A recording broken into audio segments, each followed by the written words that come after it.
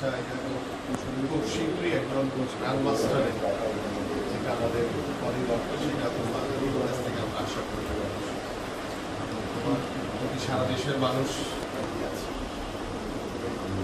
ভালো কিছু অর্জন করে নিয়ে আসবে আমাদের বাংলাদেশে। ঠিক আছে, তো আপনারা আপনারা শুরু করেন বাংলাদেশে একটি সুন্দর ক্রীড়াঙ্গন গড়ার জন্য আমরা ইনশাল্লাহ সবসময় তোমার পাশে থাকি। তোমার আম্মুর কাছে দিয়ে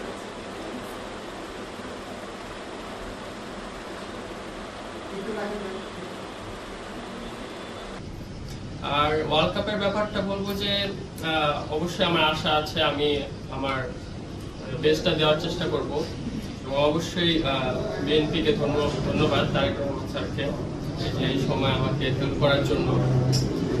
আর কি বলবো, সবাইকে ধন্যবাদ, আমি ট্রাই মাই বেস্ট।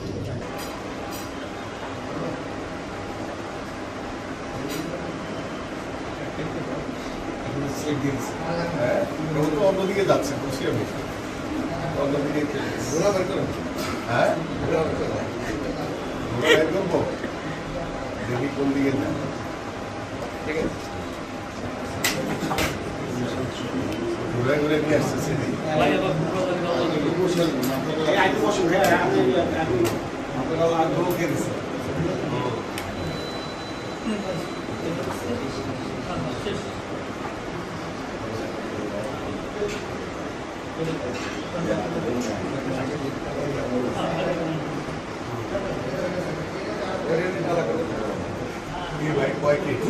মামা ঘোরা দিয়ে আমরা শেষ করি আছে, ঠিক আছে আর কি আড়াই চাইলে দেখো শেষ করে দেয় কিনা।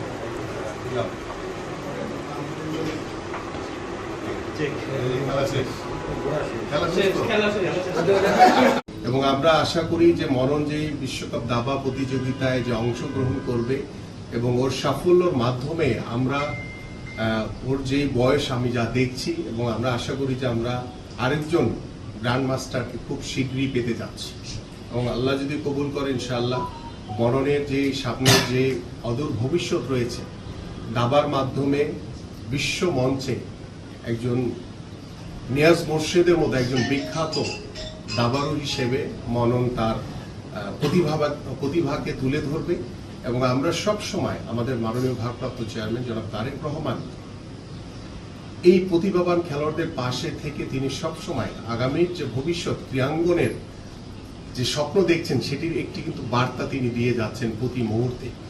আমরা খুদে ফুটবলার, আমরা সেই দাবারু মুনতাহার বাসায় গিয়েছিলাম, আমরা চেষ্টা করেছি যে এই প্রতিভাবান খেলোয়াড়দের পাশে থেকে বাংলাদেশ জাতীয়তাবাদী দল বিএনপি আমাদের মাননীয় ভারপ্রাপ্ত চেয়ারম্যান জনাব তারেক রহমান সব সময় এই প্রতিভার পাশে রয়েছে এবং এই প্রতিভাবান খেলোয়াড়দের পাশে থেকে তিনি আগামীতে একটি সুন্দর ক্রীড়াঙ্গন গড়তে চান এবং আমাদের যে মাদক মুক্ত সমাজ গড়ার জন্য আমাদের এই উদ্যোগ সারা বাংলাদেশের পারিবারিকভাবে বলেন, সামাজিকভাবে বলেন এবং রাষ্ট্রীয়ভাবে আমাদের যে সমাজ ব্যবস্থা সেটা একটি গুরুত্বপূর্ণ ভূমিকা রাখবে বলে আমি বিশ্বাস করি। আমরা এই টুর্নামেন্টগুলো করার মূল উদ্দেশ্য হচ্ছে যে একটি রাজনৈতিক দল এই প্রথম খেলাধুলাকে সর্বোচ্চ গুরুত্ব দিয়ে আমরা বাংলাদেশের সামাজিক ব্যবস্থাপনায় আমরা পারিবারিকভাবে, আমরা রাষ্ট্রীয়ভাবে আমরা প্রত্যেকটি সমাজের পরিবর্তনের লক্ষ্য নিয়ে কিন্তু আমরা কাজ করে যাচ্ছি এবং আমরা একটি রাজনৈতিক দল হিসেবে মরণ সহ আমরা সেই খুদে ফুটবলার সোহান, আমাদের সেই মার্টিনেজের মতো গোলকিপার হয়ে স্বপ্ন দেখা সেই মোজাম্মেলের বাড়িতে আমরা গিয়েছিলাম।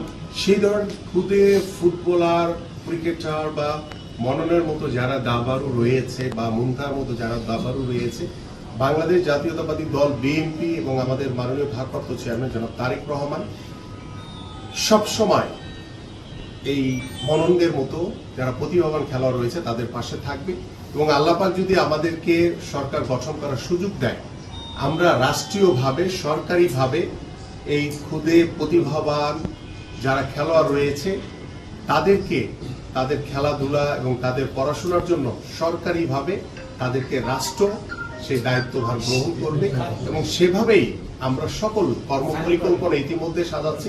তা আমরা চিন্তা করছি যে সেখানে বাংলাদেশের প্রত্যেকটি বিভাগীয় শহরে আমরা যদি বিকেএসপি নির্মাণের মাধ্যমে যে যে অঞ্চলের ক্ষুদে প্রতিভাবান খেলোয়াড় আমরা অন্বেষণ করে নিয়ে আসব, তাদেরকে সেই বিকেএসপিতে তাদেরকে রাষ্ট্রীয়ভাবে সরকারি খরচে তাদের পড়াশোনা, তাদের খেলাধুলার সকল দায় দায়িত্ব সরকার নেবে। সেভাবেই কিন্তু আমাদের আগামীর কর্মপরিকল্পনা সাজাচ্ছে এবং এর ভিতরে আমাদের আগামীর ক্রীড়াঙ্গনের জন্য আরো অনেক কিছু রয়েছে, যেটি বাংলাদেশের ইতিহাসে আমরা কখনোই বিগত সময় দেখিনি। বাট আমি একটি বিষয় নিয়ে বলতে চাই যে যখনই যে সরকার গঠন করেছে তারা সবসময় অবকাঠামোর দিকে তারা নজর বেশি ছিল, কিন্তু আমি আপনাদের মাধ্যমে আমাদের যারা খেলোয়াড় রয়েছেন, যারা ক্রীড়া সংগঠক রয়েছেন, যারা ক্রীড়াবিদ রয়েছেন, ভবিষ্যতে যারা ক্রীড়াঙ্গনের সাথে কাজ করবে, আমরা প্রত্যেকটি খেলোয়াড়ের দিকে সবচেয়ে বেশি ফোকাস করতে চাই, তাদের দিকে মনোনিবেশ করতে চাই, কারণ একটি খেলোয়াড়ই পারে দেশের সুনামকে বিশ্ব মানচিত্রে তুলে ধরতে। নীল ফেডারেশন থেকে যে সাহায্য পাচ্ছে শুধু যাওয়ার থাকার যে খরচটা, নীলের আন্ডার 16 নীলের সাথে ইন্ডিয়া নীলকে একা যেতে দেয় না। তো প্রায় সময় বিভিন্ন জায়গায় আমাকে যেতে হয়। তো আমাকে যেতে হওয়ার কারণে অ্যাজ এ আমি সিঙ্গেল মাদার, এটাও আপনাদের জানা উচিত। তো আমার দেখা যায় ছোট একটা বাচ্চা আছে, ওকে নিয়েও আমার বহন করতে হয়। কিছু কিছু ক্ষেত্রে আমার বিভিন্ন জায়গায় যেতে হয়। আর সবচেয়ে বড় কথা হলো আমি 10 জায়গায় স্পন্সরের জন্য ট্রাই করলে দেখা যায় এক জায়গা থেকে হয়তো সবাই আগায় আসে মাঝে মাঝে। যতটুকু পারছি সবার মানুষের সাহায্য নিয়ে আমি পারছি একে বাইরে মুভ করে। কিন্তু আজকে আমার প্রশ্ন, কেন আমার বারবার মানুষের দ্বারে দ্বারে যেতে হয়? ফেডারেশন কেন আমাকে স্পন্সর করে দেয় না? কেন আমার এত এত প্রতিকূলতার মধ্যে যেতে হয়? আমার আজকে আপনার সবার কাছে প্রশ্ন। আর কতদিন আমি কিভাবে নীলকে, এই যে একটু পরে কিছুদিন পরে আমি নীলকে আগাতে পারবো না, কারণ নীলের এজ হয়েছে, তখন আমি চিন্তা করবো যে আমার তো কোনো আর্ন নেই। আজকে বাংলাদেশ নেভিতে আছে বলে, কন্ট্রাক্টর আছে বলে একটা মান্থলি খরচ পাই, সেটা আমি দিয়ে চলতে থাকি। কিন্তু আর কতদিন নীলকে কোনো স্যালারি বা ফেডারেশন থেকে দেওয়া হয় না। হ্যাঁ, আমার বিভিন্ন জায়গা থেকে ম্যানেজ করতে হয়। কতদিন আমার তো বয়স হয়েছে, আমার তো আর পারি না গিয়ে মানুষের কাছ থেকে চাইতে। তো এই পুরো দায়িত্বটা আমি সমাজের কাছে বলবো যে আজকে নীলদের মতো নীল যদি 6 মাসে শুধু নীলের ম্যাট্রিক পরীক্ষার পরে দেখেন 2টা বছর আপনারা একটু নীলের পাশে থাকেন, 2 বছরের মধ্যে বাংলাদেশ জিএম পাবে। আমি আল্লাহ যদি চাই, ঠিক আছে, আমি এইটুকু কথা দিতে পারি, কারণ নীলের যে প্রতিভা নীল দেখাইছে এই পর্যন্ত বাংলাদেশে কেউ দেখাইতে পারে।